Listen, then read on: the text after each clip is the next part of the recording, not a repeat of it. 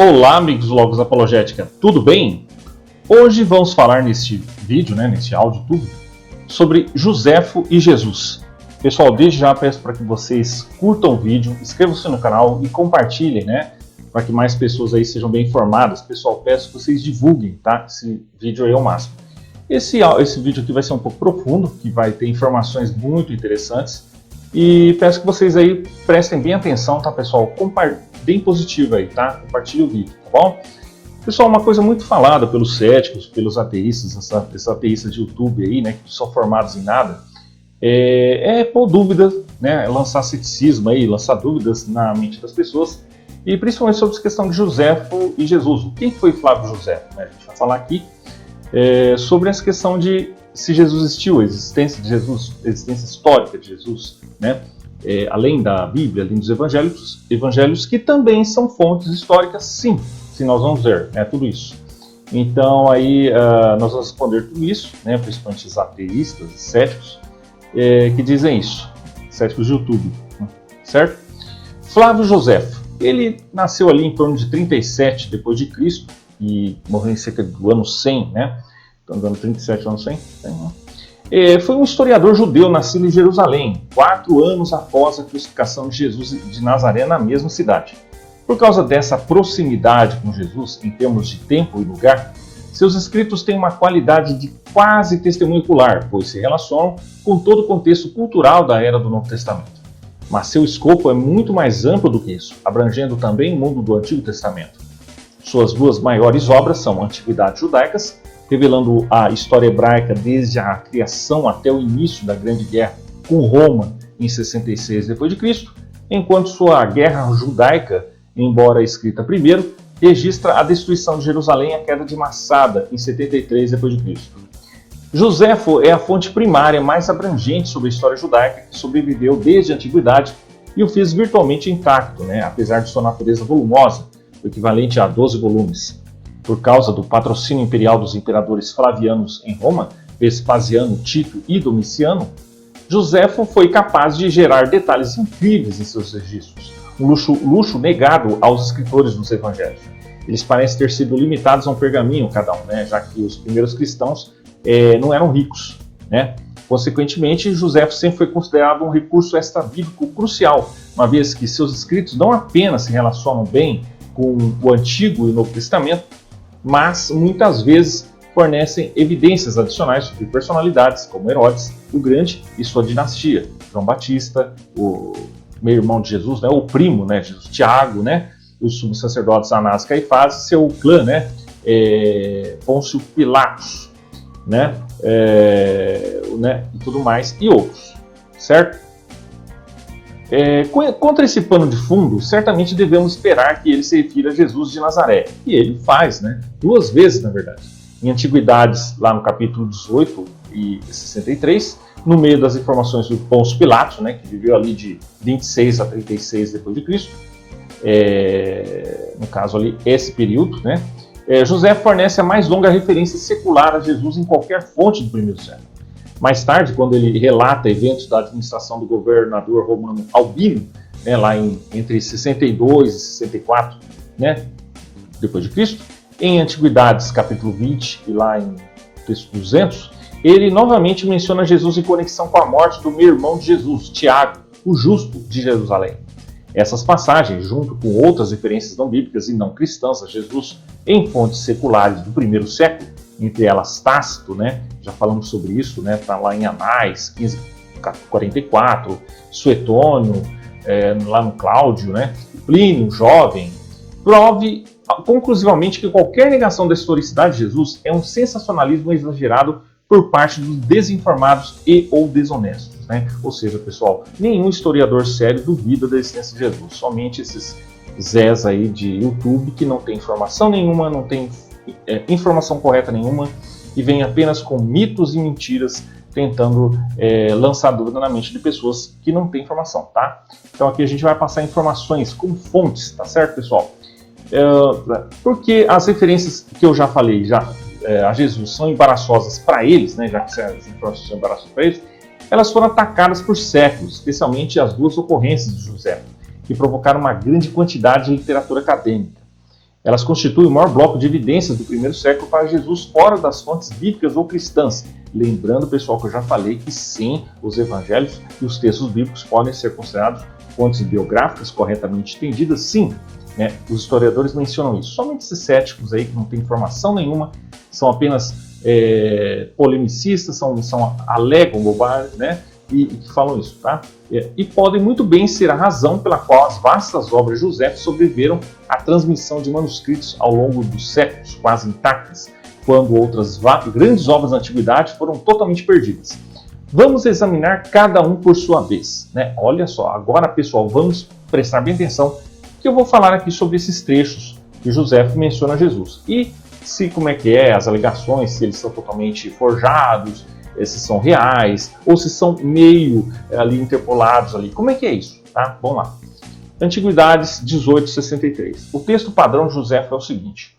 Por volta dessa época viveu Jesus, o homem sábio, se é que devemos chamá-lo de homem, pois ele era o realizador de feitos extraordinários, um professor daqueles que aceitam a verdade com alegria.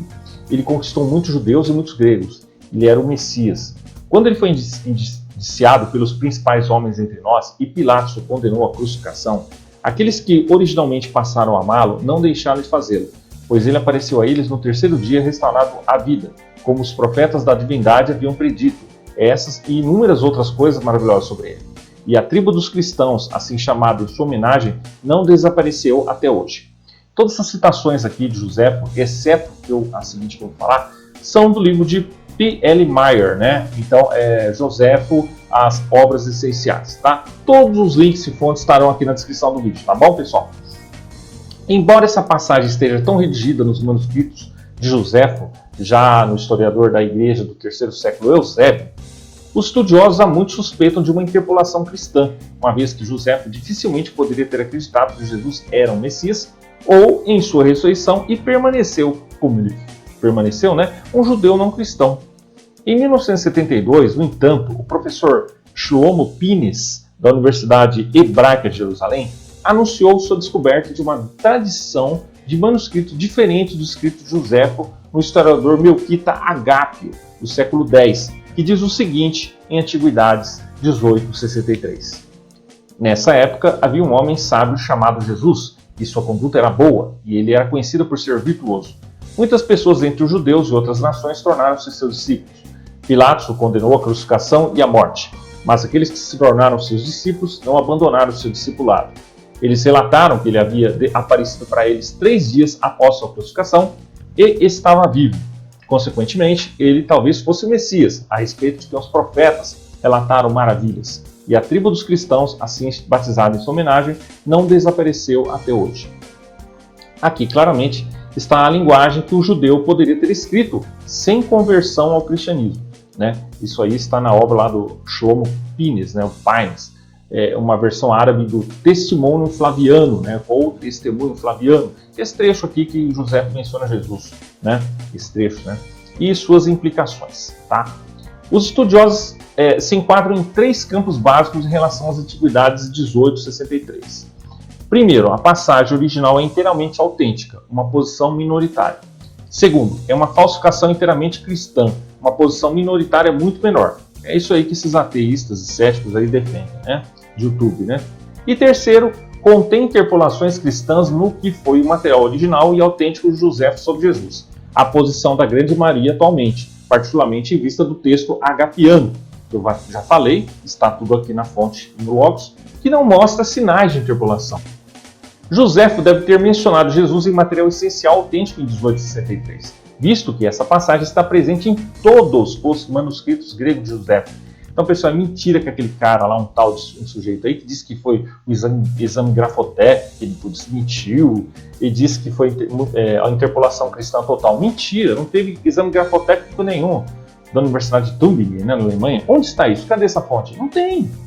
Todos os manuscritos gregos têm essa citação de José, né? E a versão de Ágape, né, no caso lá que eu já falei, de Agápio, né, está de acordo com sua gramática e vocabulário em outros lugares. Além disso, Jesus é retratado como um homem sábio, né, ou sophos aner, uma frase não usada pelos cristãos. mas empregada por Joséfo para personalidades como Davi e Salomão na Bíblia hebraica. Ou seja, ele plenamente se harmoniza com outros escritos de Joséfo no mesmo estilo, né? E outros escritos judeus ali, judaicos, né? Além disso, sua afirmação de que Jesus conquistou muitos dos gregos, não está fundamentada no Novo Testamento e, portanto, dificilmente é uma interpolação cristã.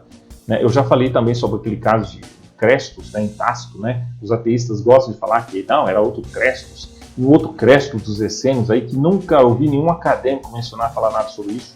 Tá? Pessoal, esses vídeos ateístas de internet não servem como fontes, pessoal, não servem como fontes historiográficas, somente as fontes que eu cito aqui na citação, as fontes que eu cito, né, também são, né? Mas, sim, algo que Joséfo teria notado em sua própria época. Finalmente, o fato de que a segunda referência a Jesus nas Atividades 20:200, que se segue, apenas o chama de Christos, ou Messias, né, sem maiores explicações, sugere que uma identificação anterior mais completa já havia ocorrido. Se Jesus tivesse aparecido pela primeira vez no ponto posterior do registro de Joséfo, ele provavelmente teria introduzido uma frase como um irmão de um certo Jesus, que foi chamado de Cristo, né? Então a gente vê que é real, né? Agora, e lá em Antiguidades 20:200? Esta é uma passagem extremamente importante, uma vez que tem muitos paralelos impressionantes com o que aconteceu na Sexta-feira Santa, e ainda assim parece ser amplamente ignorada nos estudos revisionistas do Novo Testamento. Ele fala da morte do meio-irmão de Jesus, Tiago, o justo de Jerusalém, sob o comando do sumo sacerdote Ananos, filho do ex-sumo sacerdote Anás e cunhado de Caifás, ambos bem conhecidos dos evangelhos. O texto de Joséfo é o seguinte: tendo tal personagem precipitado e ousado no contexto, Anano pensou que, com Festus morto e Albino ainda a caminho, ele teria oportunidade adequada. Convocando o juiz do Sinédrio, ele trouxe perante eles o irmão de Jesus, que se chamava o Cristo, cujo nome era Tiago, e alguns outros. Ele os acusou de terem transgredido a lei e os entregou para serem apedrejados. Mas os moradores da cidade, que foram considerados mais justos e rigorosos na observância da lei, ficaram ofendidos com isso. Consequentemente, eles secretamente contataram o rei, que é Herodes Agripa II, instando-o a ordenar que Anano que desistisse de quaisquer ações desse tipo, pois ele não tinha sido justificado pelo que já havia feito. Alguns deles até foram encontrar Albino, que estava a caminho de Alexandria. Informou de que Anano não tinha autoridade para convocar o Sinédrio sem seu consentimento. Convencido por essas palavras, Albino escreveu com raiva a Anano, ameaçando-o com punição. E o rei Agripa, por causa disso, o destituiu do sumo sacerdócio, do qual havia governado por 3 meses. Eu já respondi, inclusive, um leitor, um comentário, quer dizer, lá no canal do Logos, sobre essa questão de Anano, se era ele ou não. O fato é que é sim, Jesus aqui, porque ele especifica bem, né? A segunda referência de Joséfo a Jesus não mostra qualquer alteração no texto e está presente em todos os manuscritos de Joséfo. Você vê que esses céticos raramente falam da segunda parte, né? Sempre falando da primeira e falando que tudo é alterado, tudo é interpolação cristã. Não é. Os cristãos não manipularam. Não é isso. Se houvesse interpolação cristã aqui, mais material sobre Tiago e Jesus, sem dúvida, teria sido apresentado do que este breve e passageiro aviso. Tiago provavelmente teria sido envolto em uma linguagem laudatória e denominado o irmão do Senhor, como o Novo Testamento define, em vez de o irmão de Jesus, ou Yeshua, né? Nem poderia o Novo Testamento ter servido como fonte de Joséfo, uma vez que não fornece detalhes sobre a morte de Tiago.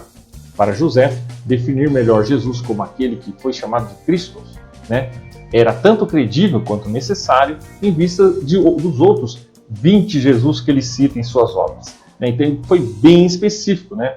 Consequentemente, a grande maioria dos estudiosos contemporâneos considera essa passagem como genuína em sua totalidade e concorda com o especialista em Joséfo, né, que é o Louis Feldman, em sua anotação na edição da Loeb Classical Library de Joséfo, né? Poucos duvidaram da genuinidade dessa passagem em Tiago. Está aqui a citação, né? A preponderância de evidências, então, sugere fortemente que Joséfo realmente mencionou Jesus em ambas as passagens. Ele fez de uma maneira totalmente congruente com os retratos de Cristo no Novo Testamento, e sua descrição, do ponto de vista de um não cristão, parece notavelmente justa, especialmente em vista de sua conhecida tendência de falar de falsos messias como canalhas que enganaram o povo e fizeram guerras aos romanos. Além disso, sua segunda citação a respeito das atitudes do sumo sacerdote e do sinédrio versus a do governador romano espelha perfeitamente as versões do evangelho dos dois lados opostos do evento da Sexta-feira Santa. E essa evidência extrabíblica não vem de uma fonte cristã tentando fazer os evangelhos parecerem bons, mas de um autor totalmente judeu que nunca se converteu ao cristianismo. Certo, pessoal? Então é isso aí. Se vocês gostaram, tem comentários, tem dúvidas, deixem aqui nos comentários que eu respondo, tá? Então vocês veem que nenhum historiador, pessoal, sério, nenhum historiador duvida da existência de Jesus, tá? Você pode lá ter ainda sobre a questão sobrenatural, mas isso é plenamente explicável, mas nenhum duvida da existência histórica de Jesus, né? E não existe Jesus histórico, existe Jesus é um só, o Jesus dos evangelhos, Jesus da Bíblia. Certo, pessoal? É isso aí. Se você gostou, curta, inscreva-se no canal, clique no sininho para sempre receber aí as notificações e para receber que nós postamos novos vídeos, tá certo, pessoal? É isso aí, um abraço e até mais.